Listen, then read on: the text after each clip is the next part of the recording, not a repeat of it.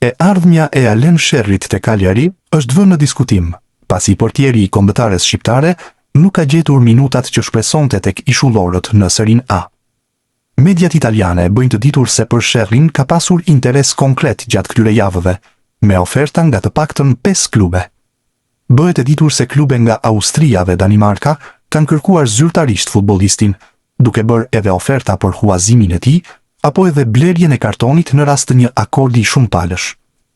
Por për momentin Cagliari duket se nuk ka ndërmend të heqë dorë nga lojtari, pasi e sheh atë si një zëvendësues ideal për Elia Caprilen, i cili mbetet titullari i padiskutueshëm i Portos së Cagliarit. Atalanta ka ndëruar trajner gjatë verës, duke afruar në radhët e saj një emër të njohur si Maurizio Sarri. Tekniku la Lazion dhe ju bashkua projektit të bergamaskëve, me shpresën që të vazhdojnë në hapat e Gasperinit që e ktheu skuadrën në protagoniste në Itali e Europë. Por me afrimin e tij, e ardhmja e Berat Gjimshitit ka qenë në ajër. Trajneri preferon një skemë të ndryshme me 4 në prapavik, duke ndryshuar nga ajo me 3 që përdorte në vitet e fundit Atalanta. Kësaj janë ngritur pikpyetje nëse Gjimshiti do të vazhdonte të ishte te Atalanta apo nëse do të largohej. Por në miqësoren e parë të Atalantës, që luajti kundër ekipit U21, Gjimshiti jo vetëm ishte në fush, por Sarri i kishte besuar edhe shiritin e kapitenit, duke dhënë një sinjal të qartë se aktualisht beson shumë te mbrojtësi kombëtares shqiptare. Christian Aslani do të udhëtojë me Interin për fazën përgatitore në Gjermani. La Gazzetta dello Sport konfirmon se pavarësisht kësaj, do të largohet në momentin kur të mbërrijë oferta e duhur. Deri tani, Aslani do të kënaqur Interin, ndaj dhe Aslani do të stërvitet me pjesën tjetër të skuadrës në pritje të zhvillimeve të reja. Fakt është se Interi tashmë është i gatshëm për ta lënë të lirë Aslanin për një shifër rreth 10 milion euro. Ka pasur interes nga klubet në Itali, ndërsa nuk përjashtohet mundësia e huazimit me opsionin e blerjes së kartonit. Aslani nuk qëndroi nën urdhrat e trajnerit Kivu gjatë edicionit të kaluar. Fillimisht kontribuoi te Torino dhe më pas te Beşiktashi. Christian Shpendi pritet të jetë një nga shtyllat e Cezenës edhe për sezonin e ardhshëm.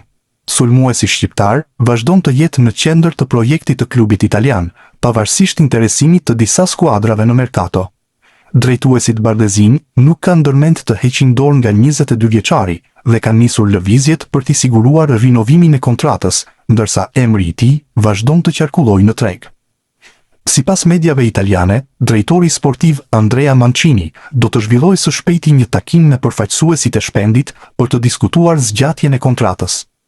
Objektivi i klubit është që marrëveshja aktuale të zgjatet deri në verën e vitit 2030.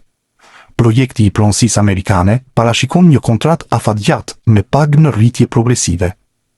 Shpendi pritet të përfitojë rreth 350.000 euro në sezonin e parë të kontratës së re, ndërsa paga do të rritet gradualisht në vitet pasuese. Në këtë mënyrë, Cezena synon të shpërblejë zhvillimin e sulmuesit shqiptar, pa rënduar bilancin financiar të klubit.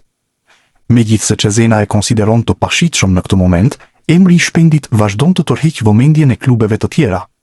Së fundmi, edhe Frosinone është futur në garë për kartonin e sulmuesit shqiptar, duke e përfshirë në listën e objektivave për repartin ofensiv.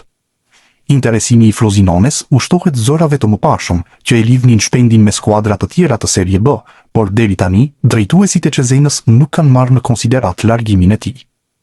Qëndrimi i klubit mbetet i qartë, ku sulmuesi shqiptar është pjesë e projektit dhe do të largohet vetëm në rast të një oferte që konsiderohet e parefuzueshme. Christian Shpendi është kthyer njëkohësisht në një lojtar të kombëtares A, ku në miqësoret e muajit qershor u grumbullua nga Rolando Maran, teksa në vjesht pritet që të marrë një ftesë edhe vëllai i tij binjak, Steven Shpendi. Dy sulmuesit shqiptar sezonin e fundit ishin ndër lojtarët më të dalluar në Serie B italiane, duke qenë golashënuesit e skuadrave të tyre, respektivisht Cristiani te Cesena dhe Steveni te Empoli. Nelson Viper është huazuar te Sturm Graz. Ky është vendimi surprizë që u zbulua sot nga klubi austriak. Kartoni i 21 vjeçarit i përket Mainzit në Gjermani. Edicioni i kaluar rezultoi zhgënjim, pasi për të, minutat ishin me pikatore.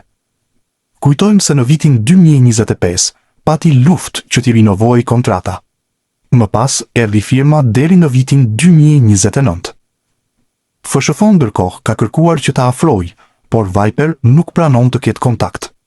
Sulmuesi me origjinë shqiptare do të përfaqësojë Gjermaninë në Europianin e 21 vjeçarit, që organizohet vitin e ardhshëm.